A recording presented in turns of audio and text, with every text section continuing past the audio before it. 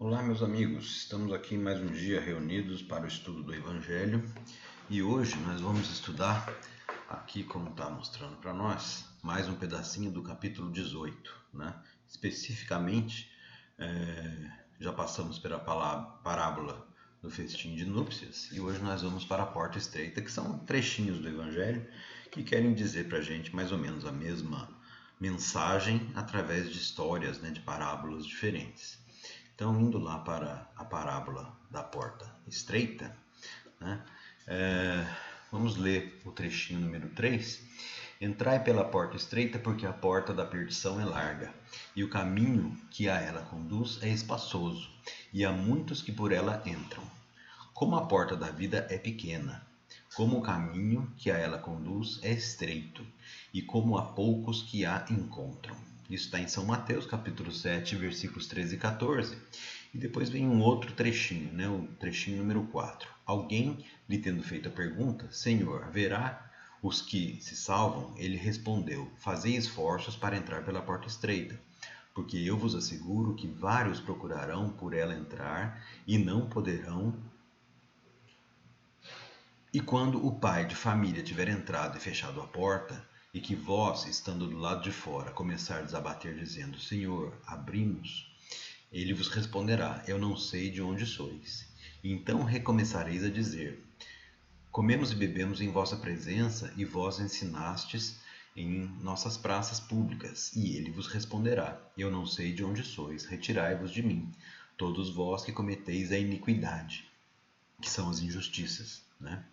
Será então que haverá prantos e ranger de dentes, quando vereis que Abraão, Isaque, Jacó e todos os profetas estarão no reino de Deus e que vós outros sereis enxotados para fora.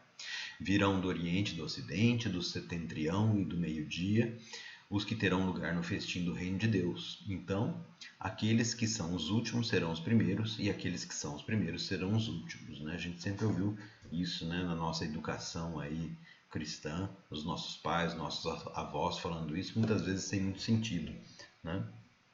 Bom, qual é a mensagem que Jesus quer nos passar aqui, né? E aí vem a explicação. Está aqui no item 5. A porta da perdição é larga, porque as más paixões são numerosas, e o caminho do mal é frequentado pela maioria.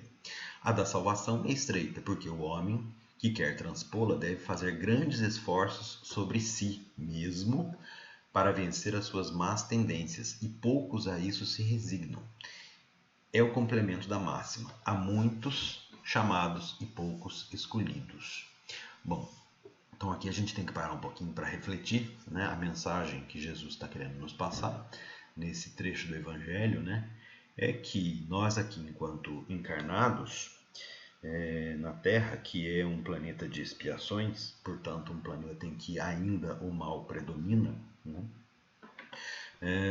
nós estamos sujeitos a muitas dificuldades, né, mas, né, como nos foi dito por Jesus e por vários outros amigos do mundo espiritual, né, com a chance que temos de evoluir aqui na Terra, nós podemos passar para uma outra situação espiritual. E passar para outra situação espiritual é justamente passar pela porta estreita, porque a porta larga é fácil, né? São os caminhos que a vida material nos proporciona no dia a dia, com todos os prazeres que a vida material pode nos proporcionar, todas as facilidades e todas as coisas que são boas, entre aspas, né, para quem está ligado somente às coisas materiais da vida.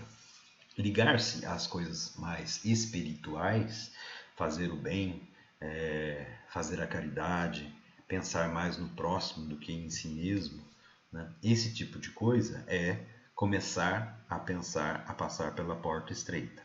Então essa é a mensagem, né? E aí, vamos só para a gente completar esse trechinho do Evangelho, né? Vem lá, tal é o estado atual da humanidade terrestre, porque a Terra, sendo um mundo de expiação, como eu tinha falado, né? O mal nela predomina. Quando ela estiver transformada, o caminho do bem será mais frequentado. Essas palavras, pois, devem entender-se em seu estado, em seu sentido relativo e não no sentido absoluto. Então, como sempre, né, a gente deve interpretar a mensagem do Evangelho segundo aquilo que a racionalidade nos conforte como a verdade, né? Porque nós temos que entender que Jesus, quando falou, né, quando transmitiu essa mensagem, depois ela foi escrita por alguém, ele falava há 2000 anos, né, para pessoas que tinham um estado evolutivo e cultural de 2000 anos atrás. Então, não dá para a gente tentar entender a mensagem levando tudo ao pé da letra, a gente tem que interpretar, né? E para isso nós temos a ajuda dos nossos irmãos espíritos mais evoluídos que vêm nos ajudar a fazer essa interpretação. Então, vejam só, está escrito ali, né? Se tal devesse, está escrito aqui assim, se tal devesse ser o estado da humanidade, ou seja, esse estado de maldade, de iniquidade, Deus teria voluntariamente votado à perdição a imensa maioria de suas criaturas, suposição inadmissível desde que se reconhece que Deus é todo justiça e todo bondade. Então, está querendo dizer aí o seguinte, né? Nós sabemos que a Terra é um planeta de provas, expiações, em que o mal ainda predomina, e que muitos serão chamados, poucos serão os escolhidos, ou seja, muitos vão ficar sujeitos pela sua própria escolha, à porta larga, né? E poucos terão a coragem de enfrentar as dificuldades internas para a sua própria evolução para se encaminharem à porta estreita. Mas se Deus soubesse, né, sabendo que a Terra é um planeta que o mal predomina e colocou-nos aqui, ele estaria nos condenando, né? Então, é assim que vai ser e pronto. Tem um funil e vocês alguns vão ser selecionados para o bem e outros para o mal, né? Agora, a extensão, né, da leitura aqui nos mostra que, na verdade, a interpretação deve ser dada segundo a pluralidade das existências, né? Porque se a gente for pensar que existe uma chance única e se nós não a aproveitamos, nós perdemos a chance e seremos condenados, isso não nos aparenta ser a verdade, porque vai de encontro, né, bate de frente com a história de que Deus é infinitamente bom e justo. Como um pai infinitamente bom e justo pode dar uma chance só ao filho, se ele perdeu, está condenado. Quem é pai sabe, quem é filho também, que os pais costumam dar várias chances aos filhos, né? Errou, te dou mais uma chance, errou, te dou mais uma chance. Então, nós que somos imperfeitos damos mais chances aos filhos, imagine Deus que é perfeito, não daria uma só aos homens, né? Então, aqui esse último trechinho ele vem falar mais ou menos isso, né? Mas de que ações más esta humanidade poderia se tornar culpada para merecer uma sorte tão triste em seu presente e em seu futuro, se ela estava inteiramente relegada na Terra, que é um lugar cheio de maldade, né? E se a alma não tivesse tido outras existências? Por que tantos entraves semeados em seu caminho? Por que essa porta tão estreita que é dada ao menor número transpor se a sorte da alma está fixada para sempre depois da morte? Então não aparenta ser justo, né, uma lei feita por um Deus infinitamente bom e justo ser assim, né? Então é assim que, com a unicidade da existência, se está incessantemente em contradição consigo mesmo e com a justiça de Deus. Então está dizendo isso, né? E pensar que a gente só tem uma existência é uma contradição muito grande com a nossa crença de que Deus é infinitamente bom e justo. Com a anterioridade da alma e a pluralidade dos mundos, o horizonte se amplia. A luz se faz sobre os pontos mais obscuros da fé. O presente e o futuro são solidários com o passado. Então, somente pode-se compreender toda a profundeza, toda a verdade e toda a sabedoria das máximas do Cristo. Então, aqui vem, né, a explicação, né, que Cristo estava falando que a porta é estreita, poucos vão conseguir passar segundo seus próprios esforços, mas que existem muitas chances, né? Nós temos muitas chances. E cada encarnação, né, é uma chance da gente melhorar. Então, a gente vai passar aqui para uma outra mensagem, está aqui, ó, uma mensagem que é do capítulo 20, né, Porta Estreita, livro Vinha de Luz, do Emmanuel, psicografado por Chico Xavier. Eu não vou ler a mensagem inteira, né? Mas o teor desta mensagem, depois eu vou passar ela aqui, alguém pode parar o vídeo e ler com calma, ou então procurar lá no livro Vinha de Luz, capítulo 20, né? O teor dessa mensagem é uma explicação desse pedaço do Evangelho, né?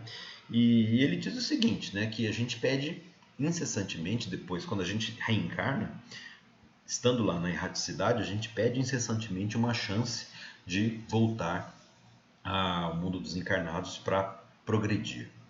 E só que, lamentavelmente, né, 80% das pessoas que chegam aqui se esquecem dos seus compromissos assumidos antes de reencarnar e se jogam às facilidades da porta larga, as facilidades do mundo material, as felicidades aparentes do mundo material. E aí a gente pode pensar assim, né? Não, mas não é justo, né? A gente se esquece de tudo, chega aqui, como é que eu posso ser bom se eu me esqueço de tudo? Bom, tem dois aspectos aí, né? O esquecimento é mais benéfico do que maléfico, a gente sabe disso, porque se a gente se lembrasse de tudo, talvez a gente não conseguisse dar esse passo à frente que nos é dado chance de dar. Mas também tem uma outra coisa, nós sabemos que quando nós dormimos, nós temos a chance de entrar em contato com o mundo espiritual, né? Muito bem, e isso pode nos intuir para a nossa vida cotidiana. E aí é que vem o esforço que nós precisamos fazer, porque quando a gente dorme e vai para o mundo espiritual, a gente vai se encontrar com irmãos que estão na mesma faixa de frequência vibratória que nós temos. Se nós mantemos uma frequência vibratória muito baixa, muito negativa, muito ruim, não é fácil que a gente vá no estado de sono, né? Para o lado espiritual, encontrar lá entidades extremamente boas e positivas, porque é a frequência de vibração que faz com que a gente seja atraído para determinados grupos, né? Então, pessoas muito más desencarnam e vão para um umbral e fazem sofrimento, etc. e tal. Por quê? Por castigo? Não, porque elas vão para o lugar onde está todo mundo que tem a frequência de vibração dela, né? E a gente sabe aí por estudos que mais ou menos 3/4 das pessoas que desencarnam acabam indo, né? Passando por algum momento de dificuldade. A gente já estudou isso no Livro dos Espíritos. Por quê? Porque a frequência de vibração não é tão positiva assim. Enfim, o que nós podemos fazer para melhorar? Bom, a gente não precisa ser lá a Madre Teresa de Calcutá, não precisa ser Chico Xavier para ter a chance de passar pela porta estreita. Nós estamos aqui para aprender. Então, o nosso esforço diário deve ser no sentido de, cada vez que a gente estuda o Evangelho, por exemplo, melhorar um pouquinho, usar essas palavras que a gente lê aqui para tentar melhorar um pouquinho, tentar ser um pouquinho melhor do que a gente era antes, né? Então, visitar uma casa de caridade, visitar, sei lá, um asilo, um lar de crianças, isso pode ser uma coisa boa que a gente pode tentar fazer. No mínimo, tentar levar a mensagem de amor de Cristo para dentro da nossa própria casa, através de exemplos e não só de retórica, de falação, né? Faço o que eu falo, mas não faço o que eu faço. Isso é uma mensagem totalmente errada, só se ensina através de exemplo, né? Então, os nossos irmãos que convivem conosco na nossa casa, né, na nossa família, eles só podem aprender conosco se nós formos realmente bons, né? Ou se eles, no mínimo, virem que nós estamos nos esforçando para nos melhorarmos, né? Eu acho que é assim que a gente pode passar a mensagem e não só falando, Jesus isso, Jesus aquilo, certo? Bom,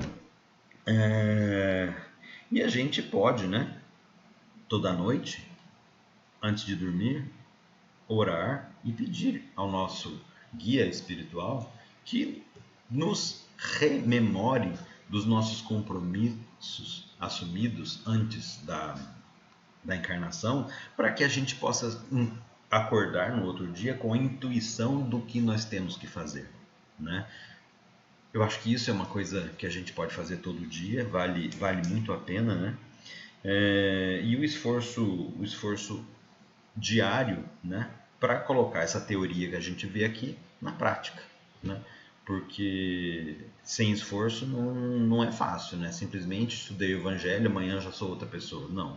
Eu estudei o Evangelho, tenho a receita e então agora eu tenho que fazer todo o esforço para que essa receita vire prática, né? Eu acho que a grande mensagem dessa história da porta estreita e da porta larga é essa, né? A porta estreita requer mais esforço da nossa parte para passar. E é para isso que nós estamos aqui, né? Então vamos tentar com o nosso esforço de cada um escolhe o seu caminho, evidentemente, cada um tem o seu livre-arbítrio, mas cada um tem que tentar se esforçar para se tornar um pouco melhor, para poder ter acesso a essa tal porta estreita que se fala nesse caminho. A mensagem de hoje era essa. Boa noite a todos, fiquem com Deus e bons estudos, boas orações, vibrações que faremos a seguir.